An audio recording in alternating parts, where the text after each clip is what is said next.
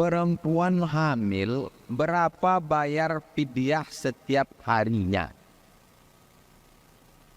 Perempuan yang hamil, ibu menyusukan anak, menurut mazhab Syafi'i, dengar baik-baik, ini mazhab yang saya amalkan. Menurut mazhab Syafi'i, ibu hamil dan menyusukan, kalau dia tak puasa karena dirinya, dia qadha saja. Kalau ibu hamil dan menyusukan tidak puasa karena anaknya, kata dokter anaknya lemas, anaknya sakit, anaknya janin ya, maka dia kena dua, qadha dan fidyah. Jadi jangan langsung sedikit-sedikit bayar fidyah, sedikit-sedikit bayar fidyah. Menurut mazhab Syafi'i. Kalau ada ustaz lain ceramah, cukup bayar fidyah aja, berarti dia tak ikut mazhab Syafi'i, ikut mazhab lain. Tapi kalau saya, istri, almarhumah mak, saya sampaikan, ikut mazhab Syafi'i. Saya ulang sekali lagi. Kalau tidak puasa karena dirinya, qadha saja. Tapi kalau ada unsur anaknya, luar dirinya, maka kena qadha dan fidyah. Dah, selesai. Nah sekarang masalah fidyah. Apakah dia atau orang tua renta, atau yang masih muda tapi sakit yang tak mungkin sembuh. Saya tausiah tiba-tiba datang bapak badannya berotot, tegap, kumis melintang. Ustaz, ada yang saya tanya. Kenapa bapak tak tanya depan orang banyak tadi? Ini sifatnya privat. Apa masalahnya pak? Saya tak bisa puasa. Nah, bapak tegap berotot, kamu tak bisa puasa. Buah pinggang saya sudah dicabut satu di Malaka. Maka sakit akut tak bisa. Maka dia bayar fidyah saja. Berapa bayar fidyah? Beberapa Basnas menetapkan. Di antaranya Jakarta, Basnas DKI menetapkan fidyah satu hari 60.000. Yang dihitung itu apa? Makan pagi, makan siang, makan malam. Ta'amu miskin. Wa 'alal ladzina yutiqunahu fidyatun ta'amu miskin. Kasih makan miskin satu hari. Menurut standar sekarang 60.000. Jadi kalau 10 hari 600.000, kalau 1 bulan 1.800.000. Apakah boleh membayar fidyah puasa dengan memberikan makanan di masjid? Kalau dikasih ke masjid, siapa yang makan?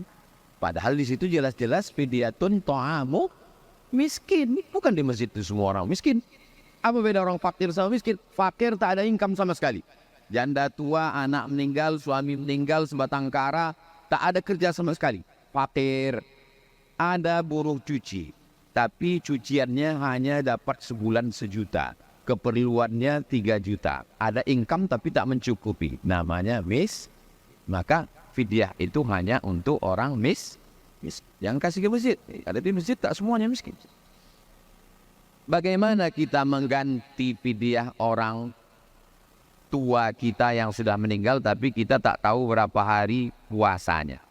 Orang tua yang tidak puasa karena sakit dia, tapi masih bisa puasa lagi kalau sehat, dia tidak dibayarkan fidyah, tapi diqadha. Man mata, siapa yang mati, wa alaihi siyamun, punya utang puasa, somaan waliyuhu, maka ahli warisnya menggantikan puasanya. Saya tanya almarhumah mak saya. Mak dulu ada tinggal puasa, aduh, berapa hari? Saat aku mengandung kau 30 hari. Saat menyusukan tahun pertama 30 hari.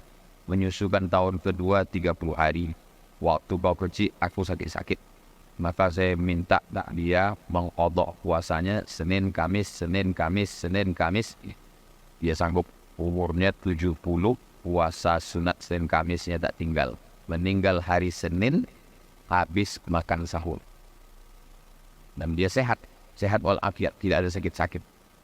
Jadi kalau istiqomah Senin Kamis selama 10 bulan, 80 hari. 11 bulan, 88 hari. Tambah 2 hari, setahun lunas puasa 1 anak. Ibu punya anak, 90 hari puasa ibu tinggal. Pas mau diganti tahun ketiga, lahir pula adiknya. Ulah siapa tuh? Ulah kalian. Kalian pula yang melarang mereka puasa. Bersyukurlah ibu dapat suami yang taat mengaji, pegawai BRKS. Ini. Dia memang iklan ini mesti masuk terus. Coba kalau dapat laki Fir'aun. Tapi kalau emak kita sakit umur 80, pas Ramadan ini sakit, meninggal dia, maka tidak diqadhakan, tapi dibayarkan fidyah. Karena dia tua renta yang tak sanggup. Yang bayar fidyah itu siapa? Tua renta tak sanggup, sakit akut yang tak mungkin sembuh. Wa 'alal ladzina yutiqunahu fidyatun, baru bayar fidyah. Jadi jangan sikit-sikit bayar fidyah, sikit-sikit bayar fidyah. Demam-demam puyuh bayar fidyah. Terakhir, kalau orang tua meninggal dan masih ada hutang puasa, bagaimana cara menggantinya? Nawaitu shawma ghadin, saya niat puasa besok menggantikan puasa almarhumah emak saya lillahi ta'ala. Ustaz ada menggantikan puasa emak Ustaz? Tak ada saya gantikan, karena puasa dia berlebih-lebih. Puasa dia bertahun-tahun Senin Kamis. Kami adik-beradik cuma 2. Setahun lunas untuk saya, setahun lunas untuk adik saya. Banyak pula puasa dia dari puasa saya lagi. Tapi bapak ibu yang punya utang, bagaimana kalau kami tak ada catatannya? La yukallifullahu nafsan illa wus'aha. Allah tak membebani, kita tak tahu. Agak-agak. Tapi kalau ada catatannya, buka-buka lemarinya dapat catatan. Udah ku ganti sekian, sisa masih ada 90 hari lagi. Panggillah abang. Bang, kak, datang ke rumah ya, ada yang mau kita bagi ini. Orang tu pun berdatangan lah. Nah, datang orang tu, bagilah. Kau 10 hari, kau 10, kau 10. Mana dia surat tanah tu? Inilah dia surat tanah. Surat utang puasa mak kita. Mudah-mudahan orang tua kita diampuni Allah silap salahnya. Semua keluarga kita sakinah mawaddah warahmah. Yang ingat-ingat mantan tadi dilupakan Allah. Diberikan kita kebaikan Ramadan. Keluar kita dari Ramadan diampunkan segala silap salah dosa. Islam juga memiliki simbol. Dan puasa adalah bagian dari simbol. Kita jaga puasa ini. Puasa ini apa arti siam itu Pak Ustaz? Siam itu artinya imsak. Makanya jam kita itu 6. Subuh, zuhur, asar, maghrib, isya, imsak. Dan kita sudah dapat kalender dari Yayasan Tabung Wakaf Pemain. Kalender itu ada berbuka, ada imsak. Sudah bagus sekali gambar. Saya menengok tadi gambar bagus, hijau, sudah bagus, cantik. Tapi ada di bawah itu, inilah yang kurang selektif. Sahabat-sahabat. Dibuatnya pula dari situ BSI. Mestinya BRKS lah. Ada BRKS ada. Ada rekening wakaf BRKS. Sama-sama masuk surga. Sama-sama berjuang di ekonomi syariah. Mudah-mudahan kita semua mendapatkan kebaikan dunia akhirat insyaAllah. Nah, maka ketika kita sudah masuk ke dalam bulan ini, kita pun imsak. Imsak itu artinya menggenggam. Imsak, amsaka yumsiku, imsak, menggenggam. Apa yang digenggam? Batang leher digenggam, apapun tak masuk. Mata digenggam, tak menengok. Telinga digenggam, tak mendengar yang haram. Pikiran digenggam, tak memikirkan yang tak layak untuk dipikirkan. Hati digenggam, tak terlintas apapun. Oh, itu arti puasa itu Pak Ustaz. Ya, imsak.